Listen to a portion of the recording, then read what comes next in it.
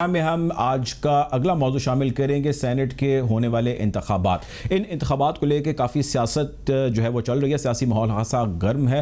हुकूमत का एक स्टांस है तो अपोजिशन अपने बयानिए पर कायम है। हुकूमत का कहना ये है, हुकूमत चाहती है कि शो ऑफ हैंड के ज़रिए इस मरतबा के सेनेट के इंतखाबात कंडक्ट किए जाएँ, जबकि अपोजिशन की जो 11 जमातें PDM के बैनर तले जिनका इत्तेहाद है, उनका कहना यह है कि सीक्रेट बैलेटिंग के ज़रिए जिस तरह होता आ रहा है उसी किस्म की बैलेटिंग को इस दफ़ा एग्जीक्यूट करना चाहिए। इस सारे मामले को लेकर एक सदारती ऑर्डिनेंस आ जाता है।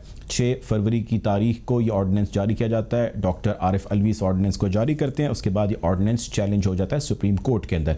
इसके साथ साथ एक केस इस हवाले से ऑलरेडी सुप्रीम कोर्ट में चल रहा है। इसको JUIFA की जानिब से कंटेस्ट किया जाता है। इसके अगेंस्ट एक एप्लीकेशन फ़ाइल की जाती है। इस एप्लीकेशन के अंदर कामरान मुर्तज़ा साद अपने साथी वकील जदून साहब के साथ इस केस को फ़ाइल करते हैं। प्रोग्राम में आज हमें कामरान मुर्तज़ा साहब ज्वाइन कर रहे हैं। उन्हीं की ज़बानी आज पूछेंगे कि इसके एप्लीकेशन के फ़ाइल किए जाने का मकसद क्या है और इससे क्या एक्सपेक्टेशन वो लगाए बैठे हैं। Welcome to the show Kamran Murtaza साहब। सर, क्या एक्सपेक्टेशन है आपकी इस एप्लीकेशन फ़ाइल किए जाने के हवाले से? कुछ सैलिएंट फीचर बताइएगा हमें इसका। देखिए, जो मेरा नुक्ता नज़र था, हमने अपना नुक्ता नज़र जो है ना वो कोर्ट के सामने रखना था। अब दूसरी तरफ से जो ना कहा ये जा रहा है कि हम शफाफियत के लिए जो ना जो कुछ करना चाह रहे हैं शफाफियत के लिए करना चाह रहे हैं। हमारी तरफ से कहा जा रहा है, या हमारी कंटेंशन ये है कि हम जो कुछ कर रहे हैं वो दस्तूरियत के लिए कर रहे हैं, कॉन्स्टिट्यूशन के लिए कर रहे हैं। अब कॉन्स्टिट्यूशन को इस तरह से जो है बिल्डोज नहीं किया जा सकता जिस तरह से गवर्नमेंट बिल्डोज करना चाह रही है या कर रही है। हुआ ये इसमें कि 28 अक्टूबर को इन्होंने गवर्नमेंट ने यानी कि इन्होंने ये समझा और इन्होंने समझने के बाद जो है ना वो कॉन्स्टिट्यूशन में अमेंडमेंट का बिल पेश किया, जिसको 29वीं कॉन्स्टिट्यूशन तरमीम का बिल कहते हैं। वो बिल अब तक पेंडिंग है कौमी असम्बली में, और चंद दिन पहले जो प्रोरोग हुआ था इजलास, उस वक्त इस पे खासा झगड़ा हुआ और उसके बाद जो है ना वो इन्होंने वोटिंग न करवाई उस वोट पे, उस अमेंडमेंट पे।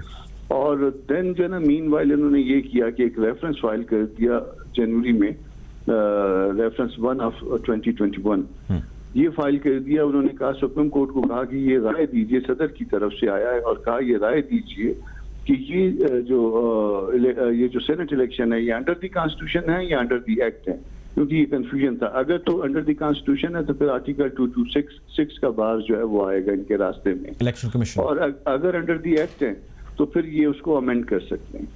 तो हमारा जो नुक्ता नज़र ये है कि ये अंडर दी कॉन्स्टिट्यूशन है, और इसी नुक्ता नज़र को लेके हमने पहले भी दरख्वास्त फाइल की इसमें सुप्रीम कोर्ट में रेफरेंस को कंटेस्ट करने की।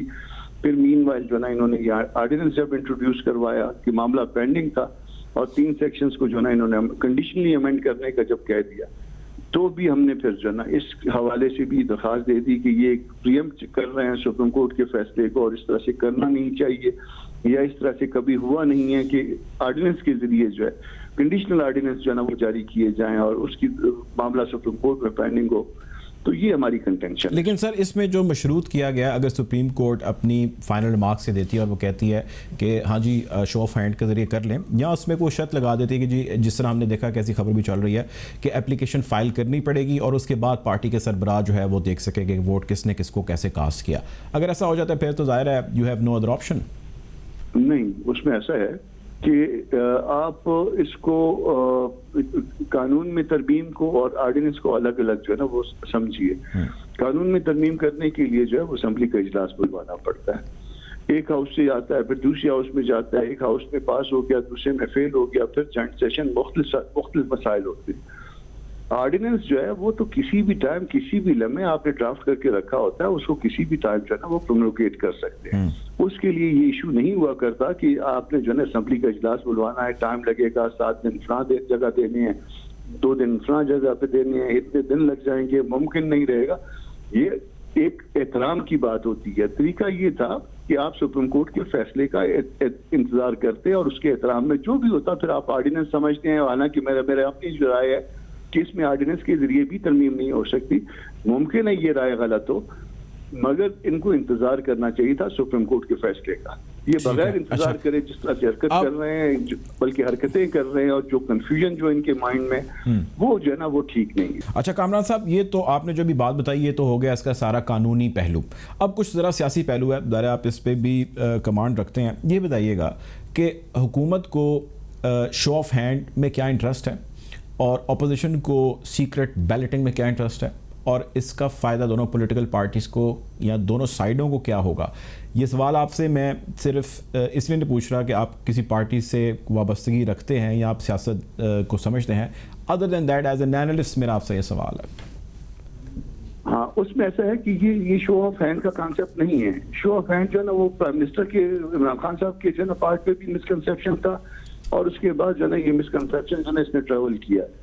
इनफैक्ट जो है ना शो ऑफ हैंड नहीं है। ये जो ऑर्डिनेंस की जो इन्होंने ये जो अभी जो 6 तारीख का ऑर्डिनेंस है परसों का, ये भी प्रोमोगेट किया, उसमें भी शो ऑफ हैंड नहीं है। उसमें भी सिर्फ इतना है कि उसी तरीके से इलेक्शन होगा, सिर्फ इतना उसमें फर्क आएगा कि नाम उसके पुष्ट पे आ जाएगा वोटर का, और उसके साथ साथ जो है ना वो एक अपॉर्चुनिटी जो है अवेलेबल होगी उसके पास, पार्टी लीडर के पास या उसके नामिनी के पास, कि वो अगर चाहे तो उसका वोट जो है वो देख सकता है बाद में कास्ट करने के बाद। तो ये शो ऑफ हैंड नहीं है।